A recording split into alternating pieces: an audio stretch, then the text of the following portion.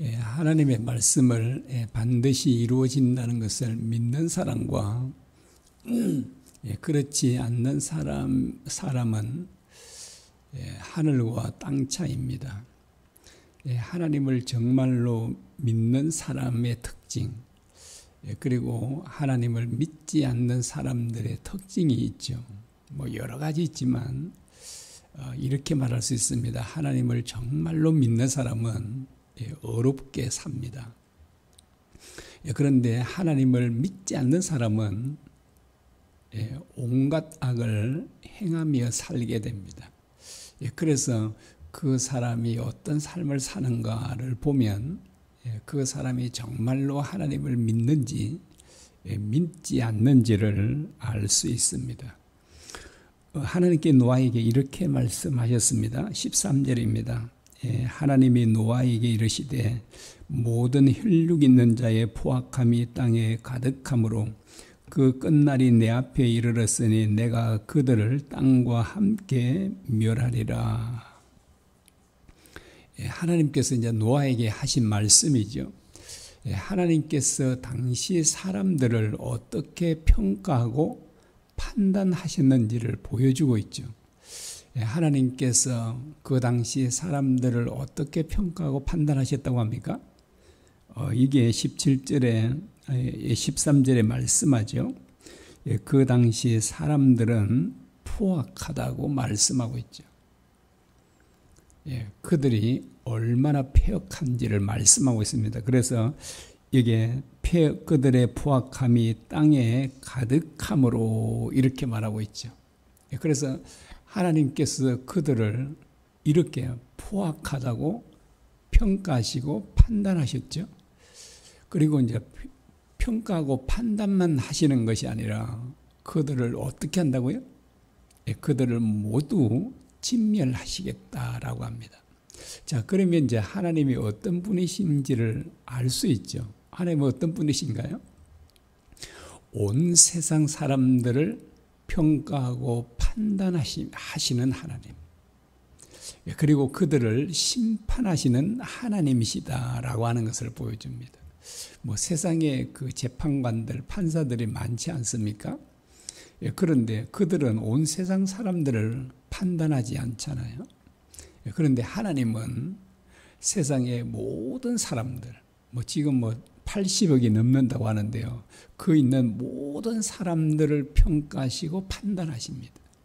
그리고 이제 그들의 평가하는 것 따라 판단함에 따라서 그들을 처치하는 것입니다. 어려운 사람에게는 그 거기에 걸맞는 것을 또한 하나님께서 베풀어 주시고, 또 그렇지 않는 사람들에게는 또 거기에 걸맞는 것을 주신다라고 하는 것입니다.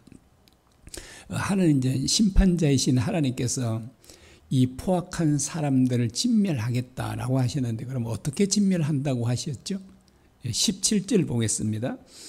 내가 홍수를 땅에 일으켜 물어 생명의 기운이 있는 모든 육체를 천하에서 멸절하리니 땅에 있는 것들이 다 죽으리라 라고 하십니다. 하나님께서 이제 그 모든 포악한 사람들을 이제 다 진멸하시는데, 어떻게 진멸하신다고요? 홍수를 일으켜서, 하나님께서 홍수를 땅에 일으켜서 그들을 모조리 진멸하시겠다라고 이렇게 말씀하고 있습니다. 이사야 55장 11절에 이렇게 말씀합니다. 내 입에서 나가는 말도 이와 같이 헛되이 내게로 돌아오지 아니하고 나의 기뻐하는 뜻을 이루며 내가 보낸 일에 형통함이니라 라고 말씀합니다. 하나님의 입에서 나오는 말씀은 어떠하다고요? 헛되이 돌아가는 법이 없다고 합니다. 이 말은 무슨 말인가요? 하나님의 입에서 나오는 말씀이 헛되이 돌아가지 않는다, 이 말은 반드시 이루어진다는 것이잖아요. 자, 하나님의 입에서 어떤 말씀이 나왔죠? 온 세상에 있는 포악한 사람들을 홍수로 모두 다 진멸시키겠다라고 하는 이 말씀이 하나님의 입에서 나왔죠. 그러면 이 나온 하나님의 말씀은 어떠하다고요? 헛되이 돌아가지 않는다는 것입니다. 반드시 그 말씀이 이루어질 것이다 라고 하는 것입니다. 그래서 하나님께서 하나님을 믿고 의지했던 노아에게 방주를 만들라라고 말씀하셨습니다. 방주의 크기는 지난번에 말씀을 드렸죠. 그 축구장이 그 약 2,200평 된다고 합니다. 그 국제 경기장이 이제 그렇게 이제 하는데요. 그런데 이 방주의 한 층의 면적이 약 1,100평 정도 됩니다. 그러면 이제 3층이니까 1,100 곱하기 3 하면 3,300평이죠. 정말 어마어마합니다. 여러분 3,300평을 이렇게 땅을 보시면 엄청나게 클 겁니다. 이게 이제 하나님께서 거대한 이 방주를 만들라라고 하셨습니다. 그런데 하나님께서 왜 이렇게 거대한 방주를 만들라고 하는가 하십니다. 자기 그 8식구인가요? 8식구만 배에 탄다면 조그만 해도 되잖아요. 조그만한 배도 뭐 얼마든지 가능할 수 있지 않겠습니까? 그런데 하나님께서 정말 어마어마한 거대한 배를 만들라라고 하셨죠. 그 방주를 만들라는데 그 목적이 어디 있다고요? 땅 위에 있는 모든 짐승들도 그 짐승들을 그렇게 보존하기 위함이죠. 19절과 20절입니다. 혈육 있는 모든 생물을 너는 각기 암수 한 쌍씩 방주로 끌어들여 너와 함께 생명을 보존하게 하되 새가 그 종류대로 가축이 그 종류대로 땅의 기능 모든 것이 그 종류대로 각기 둘씩 내게로 나오리니 그 생명을 보존하게 하라라고 말씀하십니다. 하나님께서 땅 위에 있는 모든 짐승들을 어떻게 하라고요? 그 한 쌍씩 보존하라라고 이렇게 말씀합니다. 여러분 거대한 방주를 짓는 것도 엄청난 일이잖아요. 엄청난 일인데 그런데 이 짐승들의 먹이를 준비하는 것도 어마어마한 일이라는 것입니다. 근데 현재 지금 살아있는 동물의 그 종류들은 17,600여 종이 된다고 합니다. 그러면 한 쌍씩 하면요 35,200여 마리가 되잖아요. 35,200여 마리의 그 짐승들이 1년 동안 먹을 양식은요 어마어마하지 않겠습니까? 그런데 양식만 하나요? 코로 숨을 쉬고 먹는 뭐 사람이나 짐승들은 반드시 물이 있어야 되잖아요. 그리고 홍수로 인한 그 물을 받아서 먹을 수는 없을 테니까 물도 1년 동안 먹을 물들을 뭐 짐승들과 사람들이 먹을 물들을 준비해야 되잖아요. 그래서 이걸 참 생각해 보면 이것도 정말 보통 일이 아니겠다. 그 엄청난 짐승들 그리고 이제 물론 뭐 8식구 먹는 양식이나 물도 많아야 되겠지만 짐승들의 그 먹을 그 물과 양식도 얼마나 정말 대단했을까 하는 것을 보여줍니다. 그래서 방주를 짓는 것 못지않게 이 물과 먹을 것을 준비하는 것도 엄청난 일이었다라고 그렇게 말할 수 있습니다. 여러분 8식구가 이 거대한 배를 만들고 이 먹을 것을 다 준비하는 것은 아마 8식구의 힘으로는 불가능하겠죠. 이렇게 이 노아나 그 자녀들이 뭐 그런 기술을 가지고 있는 것도 아니겠죠. 그래서 이제 그런 기술자들도 고용해야 되고, 그래서 이제 그 재료비든 그 임금이든 정말 막대한 그 자금들이 그렇게 들어가게 되었을 것입니다. 오늘 읽었던 본문 22절입니다. 노아가 그와 같이 하여 하나님이 자기에게 명하신 대로 다 준행하였더라 라고 합니다. 하나님께서 말씀하신 그 말씀을 어떻게 해요? 다 준행했다라고 하잖아요. 다 준행했다는 말은 하나도 빠짐없이 하나님께서 말씀하신 것은 그대로 다 말씀에 순종하게 됐다라고 하는 것입니다. 자, 앞에서 말씀드린 대로 거대한 배를 짓고 그 먹을 그 물과 양식들을 준비하는데 그 비용들은 정말 막대하지 않았겠습니까? 자, 이제 이 거대한 배를 짓고 준비를 했다면 노아가 어떤 사람이었을까를 우리가 생각해 볼 수 있는데요. 노아는 아마 굉장히 부자였을 것이다 라고 우리가 추측해 볼 수 있을 것입니다. 아마 가난한 사람은 이거 할 수 없잖아요. 그래서 아마 하나님께서 이 노아로 하여금 방주를 짓도록 하기 위해서 아마 물질에 많은 복을 주셔서 그로 하여금 부자가 되게 하셨고, 그리고 방주를 짓는 동안도 뭐 농사를 짓든 짐승들을 가축들을 기르든 하나님께서 정말 많은 복을 주셔서 이 모든 것들 비용들을 감당할 수 있는 그런 은혜도 베풀어 주셨을 것이다 라고 하는 것입니다. 그렇지만 이 엄청난 걸 하니까 전 재산이 아마 이렇게 다 들어가지 않고는 뭐 할 수 없었겠죠. 그리고 이제 어쩌면 빚도 많이 졌을지도 모르죠.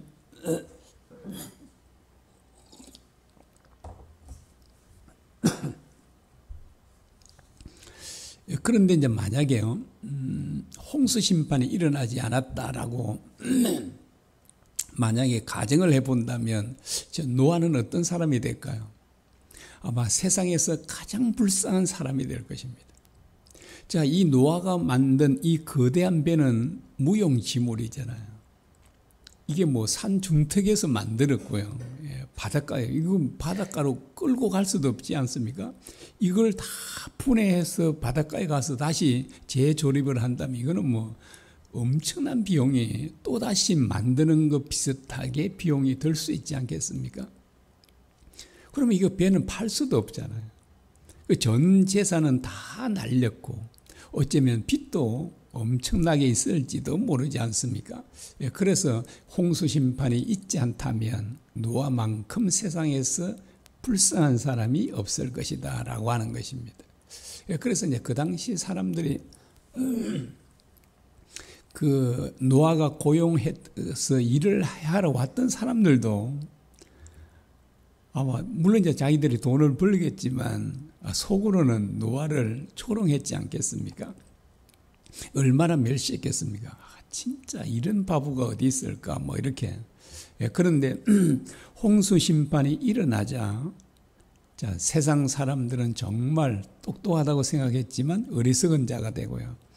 그 노아는 바보 같은 사람이었지 같이 보였지만 그는 정말 지혜로운 사람이 됐다라고 하는 것을 볼 수 있습니다. 자, 노아는 어떻게 자기의 전 재산을 바쳐서 이 거대한 방주를 만들 수 있었습니까?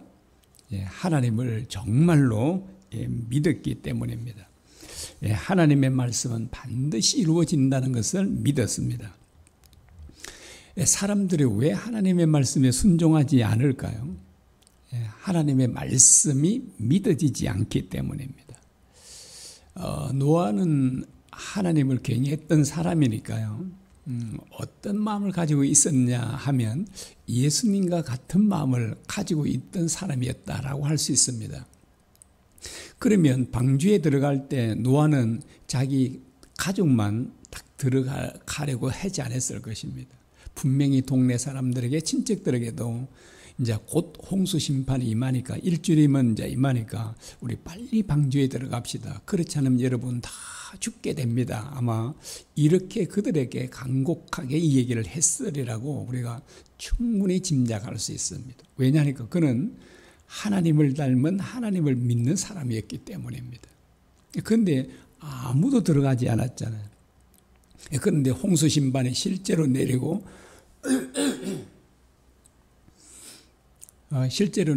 이제 물이 이제 지방까지 들어오니까 이제 사람들은 높은 지대로 피하지 않습니까? 그래서 아이들을 데리고 피하서 올라가는데 물은 끝없이 산까지도 중턱까지도 차고 계속 높은 산으로 올라가면서 그들의 두려움은 말로 다 할 수 없었을 것입니다. 진짜 노아가 말한 대로 하나님께서 정말 홍수로 심판한다는 것. 이제 죽음을 직감하고 그들은 두려워하면서 아이들은 울고 두려워하고 얼마나 그들이 후회했겠습니까? 그들이 그렇게 했겠죠. 진짜 이렇게 하나님 말씀이 이루어질 줄 알았다면 진짜 100번이고 1000번이고 방주에 들어갔지 않겠습니까? 그런데 믿지 아니함으로 그들은 들어가지 않았다라고 하는 것입니다. 왜 많은 사람들이 너무나도 쉬운 방주에 들어가는 것도 순종할 수 없었는가? 믿지 않았기 때문이죠. 믿어지지 않기 때문에. 그런데 노아는 그 엄청난 비용이 들어가는 방주를 왜 만들었는가? 하나님의 말씀이 믿어졌기 때문입니다. 하나님의 말씀은 반드시 이루어진다는 것을 믿었기 때문에 노아는 그 엄청난 거대한 배도 만들 수 있었다라고 하는 것입니다. 그래서 하나님을 믿는 사람은 구원을 얻고 하나님을 믿지 않는 사람들은 구원을 얻지 못했다라고 하는 것입니다. 그래서 하나님을 믿는 것과 믿지 않은 것은 이렇게 하늘과 땅 차이로 난다는 것을 보여줍니다. 자, 우리들의 삶과 행동을 보면 우리 자신들이 믿는지 안 믿는지를 알 수 있습니다. 그래서 내가 순종하는가 순종하지 않는가 이것을 보면 내가 정말 하나님을 믿는가 믿지 않는가를 알 수 있습니다. 그래서 내가 정말 순종하고 있다면 나는 하나님을 믿는 사람입니다. 그런데 하나님 말씀에 순종하지 않고 있다면 나는 하나님을 믿지 않는 것이다 라고 하는 것입니다. 자, 순종의 사람이 되려면 반드시 믿음이 있어야 되지 않습니까? 그런데 믿음은 어떻게 생겨나는가? 이걸 가장 이렇게 아주 잘 말씀하는 곳이 있죠. 그 말씀이 있는데 바로 로마서 10장 17절입니다. 그러므로 믿음은 들음에서 나며 들음은 그리스도의 말씀으로 말미암았느니라 라고 합니다. 믿음은 어떻게 생긴다고요? 말씀을 들음으로 생긴다라고 말씀합니다. 여러분, 그래서 말씀을 읽고 듣고 지키는 사람이 복이 있다라고 요한계시록 1장 3절에 말씀하죠. 그리고 시편 1편에 보면 복 있는 사람이 어떤 사람인가를 이렇게 말씀합니다. 오직 여호와의 율법을 즐거워하여 그 율법을 주야로 묵상하는 자로다 라고 합니다.